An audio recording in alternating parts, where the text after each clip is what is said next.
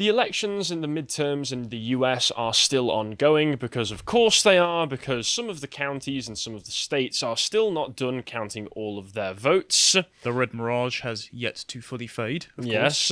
Yes. 20 or so years ago, this would have been a very unusual event, but in the modern world, with all of our incredibly reliable voting machines, this is just business as usual, it seems. The American Republic must have its safest and securest election of all time, and however long that takes, of course, we must wait to see the process conclude. Yes, and as such, as we speak right now, as we're broadcasting, the votes are still being taken in. The House of Representatives is currently showing 204 Democrats, which I'm pretty sure was not that many when I looked 5 minutes ago, but okay. And Republicans holding it a steady 212.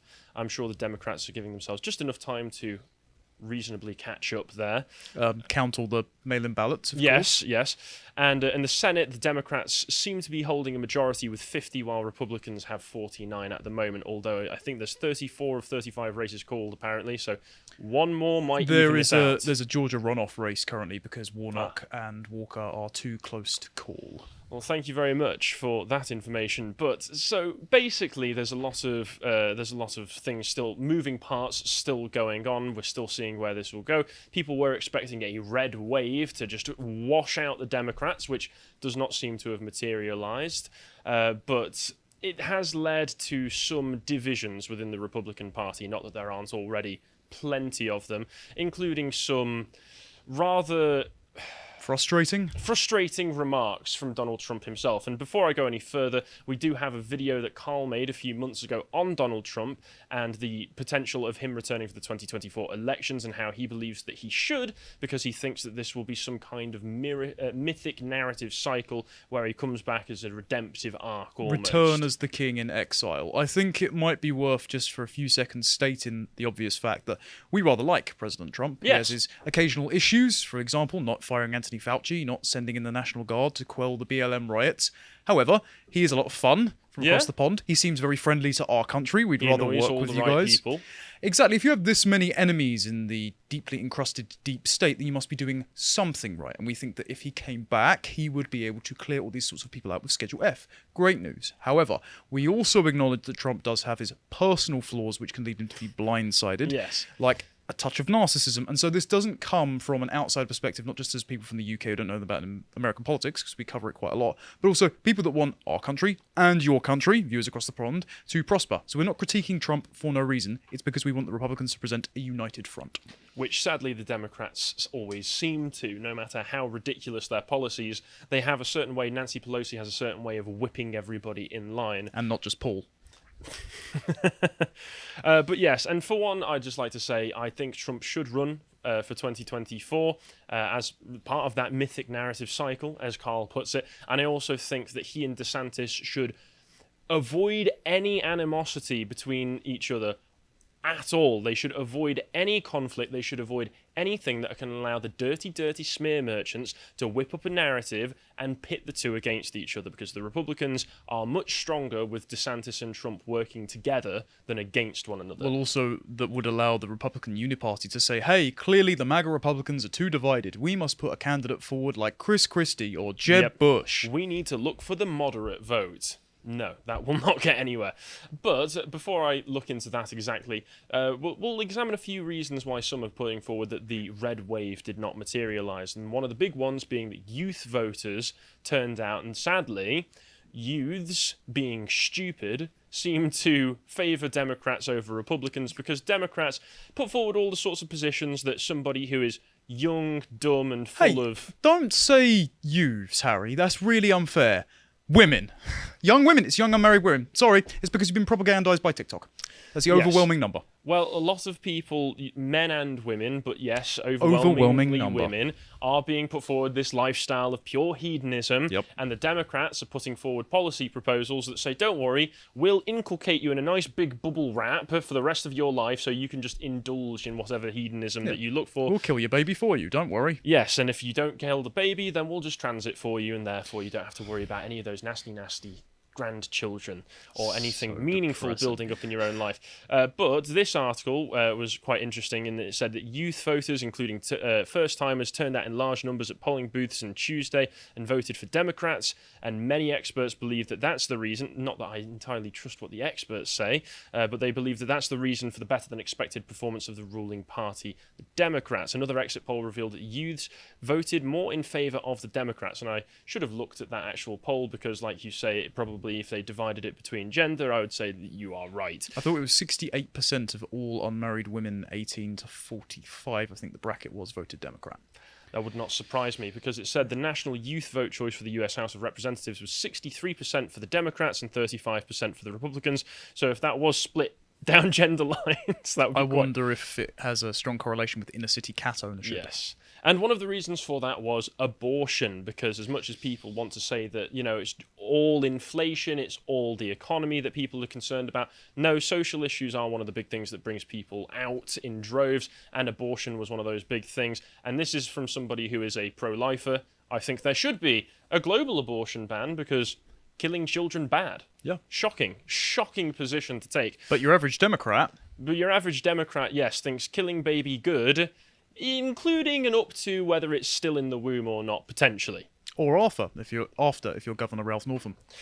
Yes, but this article from The Atlantic is talking about that, saying that in Michigan, a traditionally blue state that in recent years turned more purple, voters enshrined reproductive protections, more anti-reproductive protections, if we're going to be literal about it, into law, with 45% of exit poll respondents calling abortion the most important issue on the ballot. In the race for the Michigan State House, the incumbent Democratic governor, Gretchen Whitmer, trounced her Republican challenger, Tudor Dixon, who had said that she supports abortion only in instances that would save the life of the woman and never in the case of rape or incest. Dixon then lost by more than 10 percentage points and almost 500,000 votes. At the October debate, John Fetterman, everybody's favourite, was mocked for, among other things, his simplistic and repetitive invocation of supporting Roe v. Wade. Even when asked by moderators to answer an abortion question in more detail, he just kept saying it. He just kept going, I support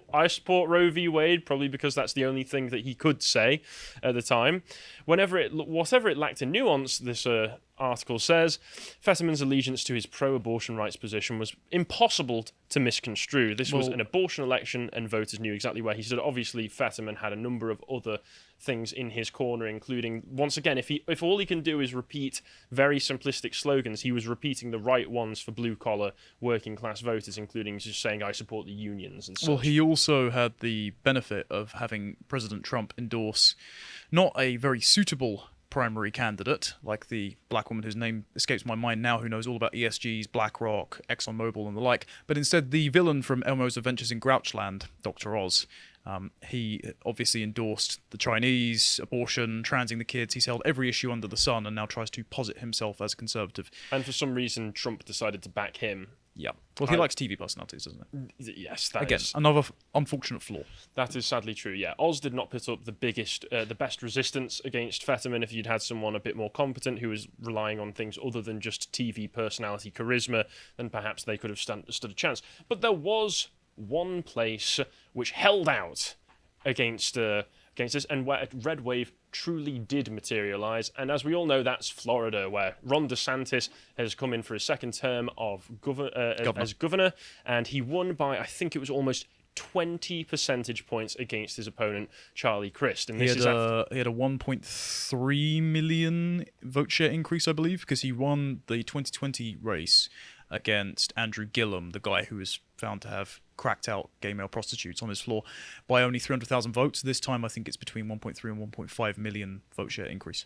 Yeah, and I think we can all put this down to the fact that DeSantis is just very popular and knows how to wield political power in an effective way against his political enemies, which, shockingly enough, gets a lot of support from people who want to see certain positions put forward that will enshrine their values and put forward their moral positions. For instance, the parental rights bill, the punishing Disney, immediately just cracking down on Disney straight away when Disney decided to try and undermine them by getting rid of Disneyland's self-governance in Florida. He's very good at doing these things that most Republican politicians are far too moderate and honestly a bit too spineless to do. So he's a kind of new generation following on from Trump, who Trump supported when he originally came out. And you can see the change that it's made in Florida, which used to be a purple state, used to be a swing state. It could go either way. And now he's flipped Miami. City. Yeah, he's flipped Miami. Since 2020, in the next article, John, the number of registered Democrats declined in all but one of Florida's 67 counties, and they were outnumbered by registered Republicans on Election Day for the first time ever. The Cuban-American Democrat running to be state senator featured her wife prominently in her campaign literature and invited supporters to a get-out-the-vote drag party. And she lost by 8 points in a district that Biden won. Didn't go well. That campaign, not great. And this article is so salty about it. We shouldn't be surprised because it's The Atlantic, but it's amazing. The sugary DeSantis vision of a free state of Florida paradise where nobody will force you to pay income taxes, get vaccinated, care about climate change, limit your water consumption, or build your house in a safe location is extremely alluring. It promises... Can I move? I know, right? It promises ice cream when Democrats are mostly offering broccoli. The DeSantis approach, though, is irresponsible. A formula for crumbling infrastructure, climate chaos, recurring droughts, and a $1 billion storm like Ian. I'm sorry, you can try and, frame it however you want, but I don't know. I don't want to care about climate change. I don't want to limit my water consumption if I don't have to. I don't want to get vaccinated if I don't have to. I don't like paying income taxes. This is not the dunk that you think it is. You're doing a great job selling the DeSantis Florida vision. It sounds like they're implying that his policies caused the Hurricane Ian. I know. Right. Okay. It was the wrath of God descended upon him. Environmental racism strikes again. Yeah, but it's like if you're a child and you're just and you're talking to your it's like if you're a mean, overbearing mum, and it's like just because your dad takes you on holidays and gets you ice cream and does all nice things with you, it's just irresponsible, and the kid's just like don't care. Yeah. Don't care. When's the custody hearing again? Like me ice cream, like Biden, like me ice cream. No, and this has led to some people making jokes, like this Babylon Bee article headline that I saw thought was hilarious, where selfish DeSantis took the entire red wave for himself. Reminder, Elon, reinstate the Babylon Bee. And despite what some may be saying, because some have started to say that DeSantis is an establishment figure, saying that he's a shill, saying that behind the scenes he's probably not anywhere near as based as he comes across in real life because he's just got a great PR team, I'd say that like Trump, he is annoying the right people, because I saw the most amazing smear possible in this next link where somebody shared this clip on Twitter. There's a show called The Good Fight, which is a spin-off series of The Good Wife. Both shows I have never watched before and never had any interest in watching before, because honestly, a show called The Good Wife sounds like it's for chicks, which I'm not interested in. But this is incredible. Let the smears begin. The final episode of The Good Fight on Paramount Plus has a client claiming that Ron DeSantis sexually assaulted him. He invited me onto his staff. Little did I know what he meant by staff. And he drugged me and forced me into oral sex.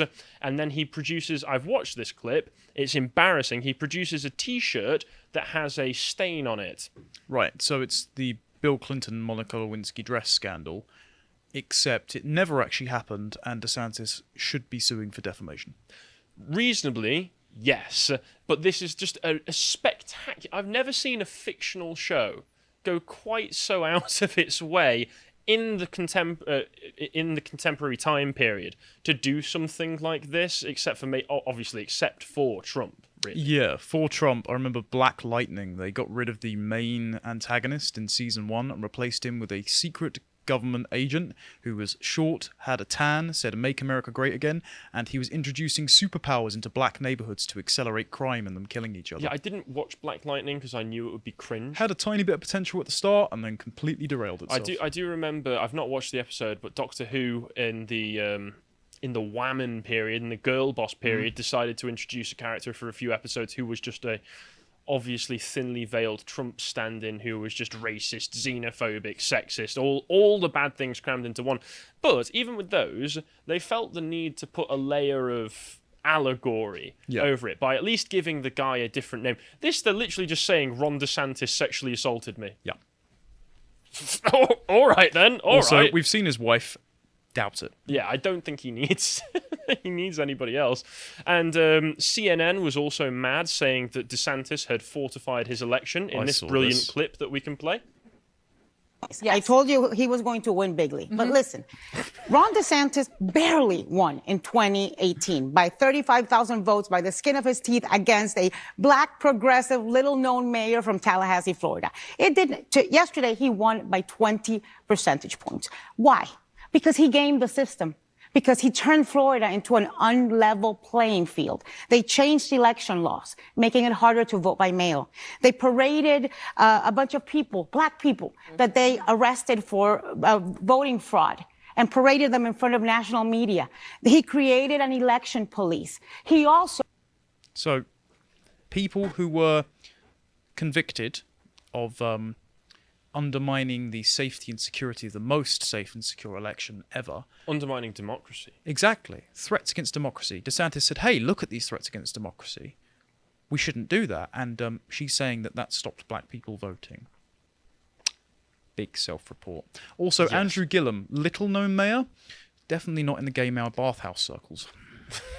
Also, I just distrust anybody who unironically says win bigly.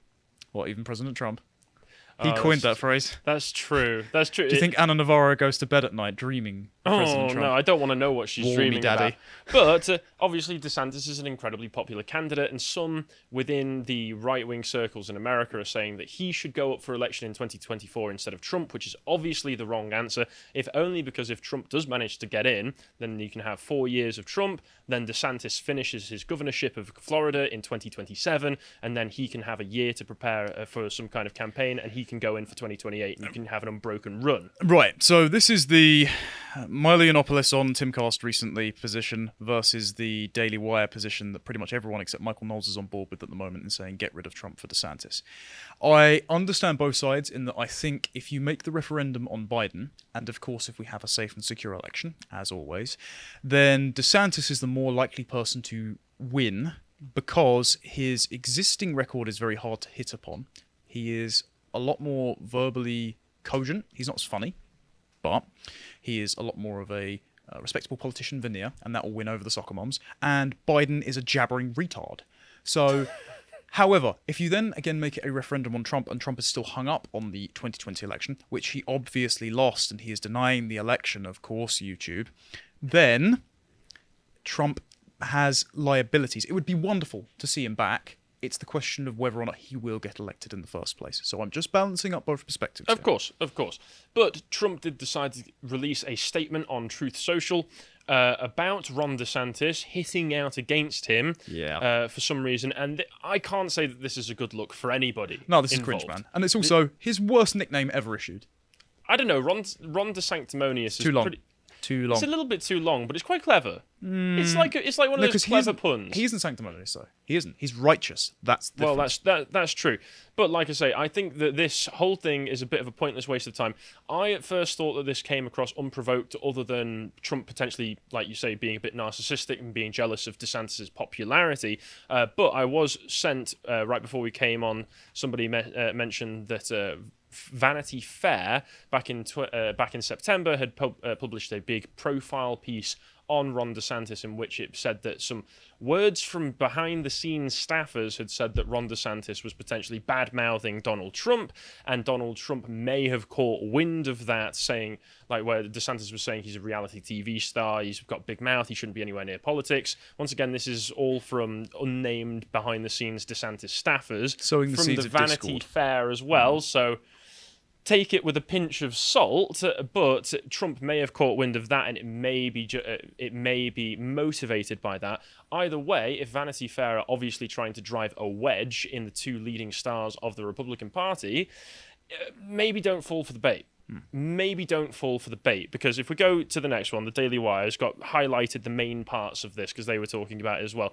The statement that he released starts with News Corp, which is Fox, the Wall Street Journal, and the no longer great New York Post, bring back coal, is all in for Governor Ron DeSanctimonious, an average Republican governor with great public relations who didn't have to close up his state, but did, unlike other Republican governors whose overall numbers for a Republican were just average, middle of the pack, including COVID COVID, who has the advantage of sunshine, where people from badly run states up north would go no matter who the governor was, just like I did. I think it is important as well to note in all of this that after this statement, Trump did come out and say, despite everything he said there, he still did vote for DeSantis in the most recent election, because I think obviously he's in Mar-a-Lago, so he resides in Florida. So he did still vote for DeSantis. This just comes across like a very, very bad PR touch from me.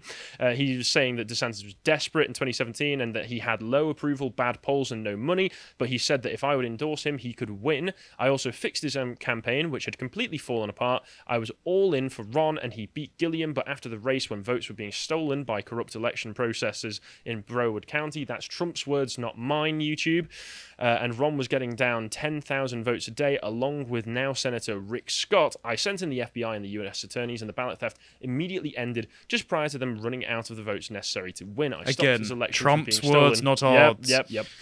And now Ron DeSanctimonious is playing games, he continued. The fake news asks him if he's going to run if President Trump runs, and he says, I'm only focused on the governor's race, I'm not looking forward into the future.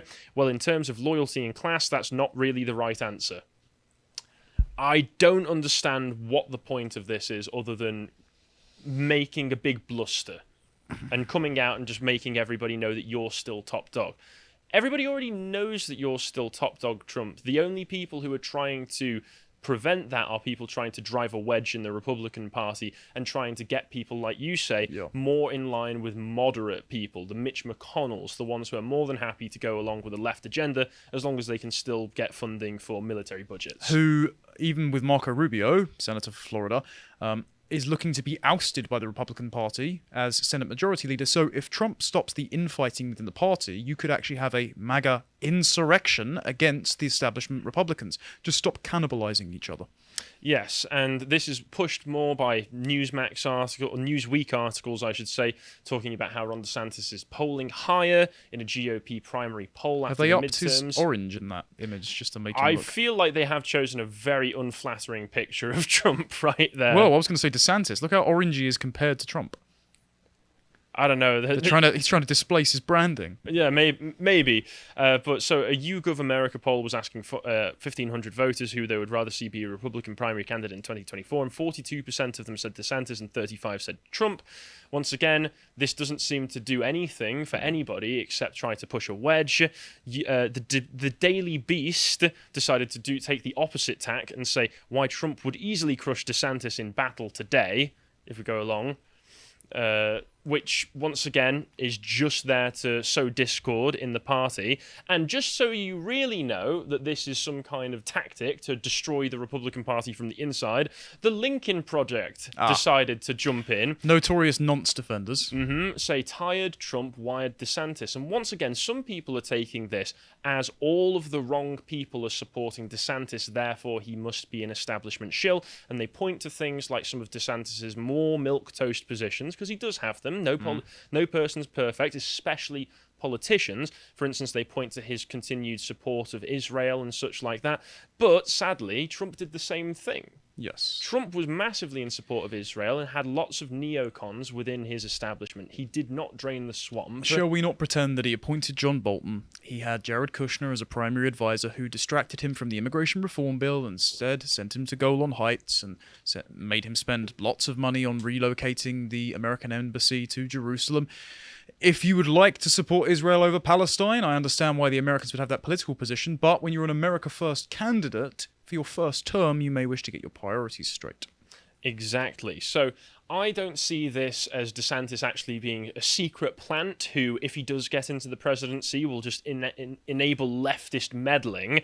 I see this as being an example of attempts to sow discord, attempts to drive wedges into the party. But as you mentioned, hopefully those wedges in the party may start to disappear as people like Marco Rubio are saying that we need to have a major shakeup in the GOP leadership, which basically just means they're coming from Mitch McConnell and others like him. So we'll see where it goes. And like I say, Democrats do tend to do well in the elections because they all stick to a party line. I mean, look at how well they managed to get the Squad to go back on all of their positions and suddenly support all of the military budget increases that they were arguing against, and a number of other policies that they were arguing against before, just so they can have some kind of unified front. Even if that unified front is ridiculous and evil, they still manage to get it. Whereas the Republicans don't. There's a lot of division within the Republican Party, and this sort of thing does not help. And Trump, for all that we do like about him, does not do himself or anybody else favors by playing into it. And that's my 2 cents on that.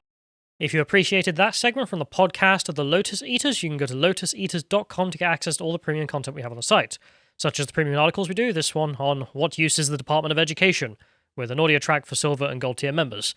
And if you'd like to check out what else we're putting out, you can follow us on Getter at lotuseaters_com on Getter. Thank you and goodbye.